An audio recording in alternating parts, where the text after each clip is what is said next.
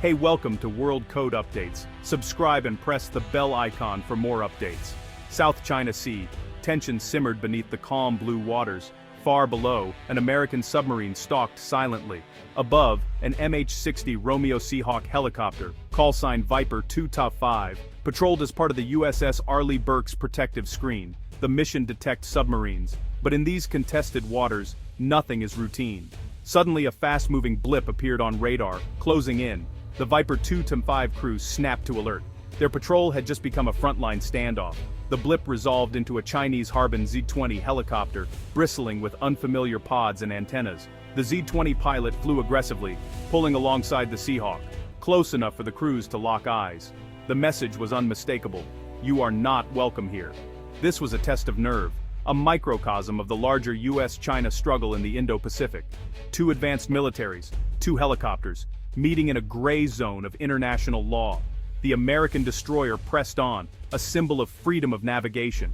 The Chinese helicopter shadowed, projecting Beijing's claim over the sea.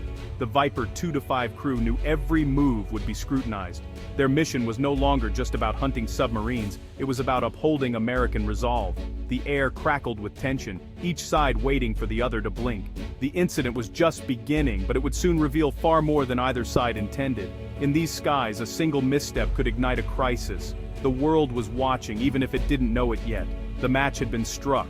The MH-60 Romeo Seahawk is the US Navy's premier submarine hunter, a flying arsenal of sensors and weapons. Its dipping sonar, lowered on a cable, scans the depths for hidden threats. Surface search radar under its nose spots ships and periscopes miles away. Armed with torpedoes and Hellfire missiles, it's both hunter and defender. The three-person crew, pilot, co-pilot, sensor operator, work in seamless coordination.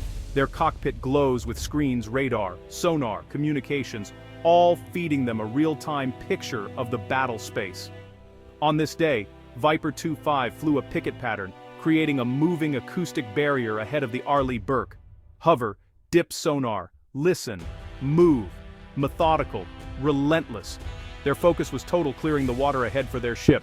Decades of Cold War experience made them confident and disciplined. They knew the cat-and-mouse game well, using their equipment to maximum effect without revealing their own secrets. They weren't looking for a fight, but they were ready for one. Their job: hunt, listen, report. In the world of anti-submarine warfare, they were the best. Today, that professionalism would be put to the test. The Harbin Z-20 Foxtrot, China's answer to the Seahawk, appeared on the horizon. It looked like a Black Hawk, but this was no mere copy. The Foxtrot variant was built for anti-submarine warfare, a leap forward for the Chinese Navy. This Z-20F was a mystery, new, bristling with antennas, a chin radar dome, and hard points for weapons. It was designed to hunt American submarines, just like the Seahawk. Seeing it up close was a rare intelligence opportunity.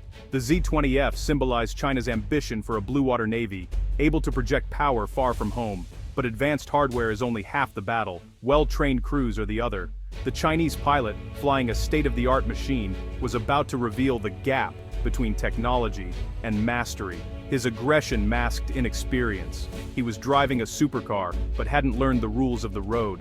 That inexperience would soon lead to costly mistakes. The stage was set for a clash of skill and discipline. The Z-20F pilot began a campaign of harassment, circling the Seahawk and flying dangerously close. Rotor wash buffeted the American helicopter, but the pilot held steady. The Chinese pilot maneuvered directly in front, flying backward, a mid-air stare-down. The message: leave. The Americans didn't flinch. They kept their sonar in the water, gathering data. The Chinese pilot, frustrated, tried a high-speed pass, pulling up sharply over the Seahawk, a reckless, hazardous move.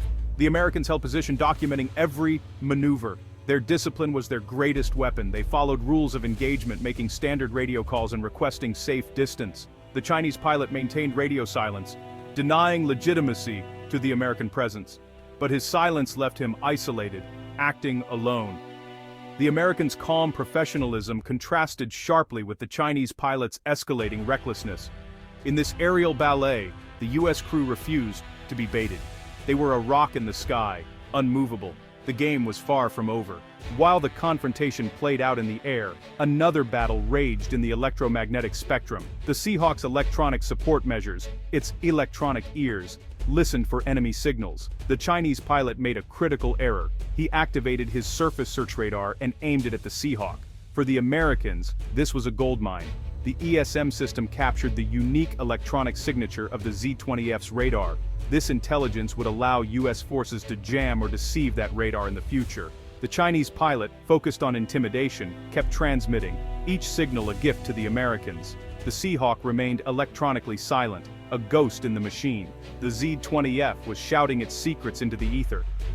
The American crew knew the value of electronic discipline. The Chinese, in their aggression, were losing the invisible war. The real victory was being won in the data streams. The US was quietly collecting everything it needed. Beneath the aerial drama, a silent chess match unfolded in the deep. The USS Arleigh Burke hunted a Chinese Type 093B nuclear submarine, one of China's most advanced. The destroyer's sonar swept the sea, but its best asset was Viper 25's dipping sonar. Helicopters can lower sensors directly into a submarine's hiding spot, making them deadly hunters. The Z-20F's real mission: protect the Chinese sub by distracting the Seahawk. The submarine listened, hearing the Seahawk's sonar and rotors. The Z-20F's noisy arrival was a shield, buying time for the sub to slip away. This was modern naval warfare: air, surface, and subsurface, all linked. The Seahawk was the critical link. Attacking it was an attempt to blind the American destroyer. The US crew's professionalism kept the pressure on the hidden Chinese sub. By holding their ground, they maintained the hunt. The battle was multi-domain, and every move mattered. The chess game continued, unseen but deadly. The Chinese pilot's frustration peaked. He armed his weapon systems and locked fire control radar onto the Seahawk. Warning lights flashed in the American cockpit. The threat was real. Simulating a missile lock is a grave escalation, one step short of firing. But for the Americans, it was another intelligence windfall. The ESM suite captured the fire control radar's unique signature, a closely guarded secret. With this data, US specialists could develop jamming techniques to defeat the Z-20F's missiles. The Chinese pilot, in a moment of aggression, had compromised his own weapon system. The American crew stayed calm, logging every detail and trusting their countermeasures. Their composure under threat was a testament to their training. Even if the Chinese fired, the Seahawk and the destroyer below were ready. The real damage was done electronically. The Chinese pilot's lack of discipline had handed the US a priceless advantage. In the battle of nerves and information, the Americans prevailed. The skies over the South China Sea had just shifted in their favor. When Viper 25 returned to the Arleigh Burke, it carried more than sonar data. It had the Z-20F's electronic DNA. ESM logs were sent to intelligence centers, giving analysts a complete schematic of China's newest helicopter. The US now knew the Z-20F's radar frequencies, scan patterns, and most importantly, its fire control signature. This intelligence would be programmed into every US ship and aircraft, turning a suspected threat into a known quantity. The incident also exposed weaknesses in Chinese training and doctrine. The pilot's aggression had backfired, revealing a focus on intimidation over effectiveness. The US gained a multi-million-dollar intelligence victory for the price of a routine patrol. China's attempt to assert dominance had instead compromised its own secrets. The lesson: technology is only as good as the people who wield it. The US now held the upper hand. The South China Sea incident became a textbook lesson for the US Navy. Discipline and professionalism proved more powerful than aggression. By staying calm and following procedure, Viper 2-5 turned a confrontation into an intelligence coup. The real battle was fought in the electromagnetic spectrum, not with missiles but with data. Electronic warfare and discipline are now as vital as firepower. The Z-20F pilot was loud, the Seahawk crew was silent, and the silent ones won. The intelligence gathered reset the balance, giving the US a crucial edge. Modern conflict is a battle of information and nerve. The most advanced weapon is the one wielded by the most disciplined crew. As China builds new hardware, encounters like this will only increase. The lesson of Viper 2-5. In the gray zone between peace and war, professionalism is the ultimate advantage. The future belongs to those who master both the visible and invisible battle spaces.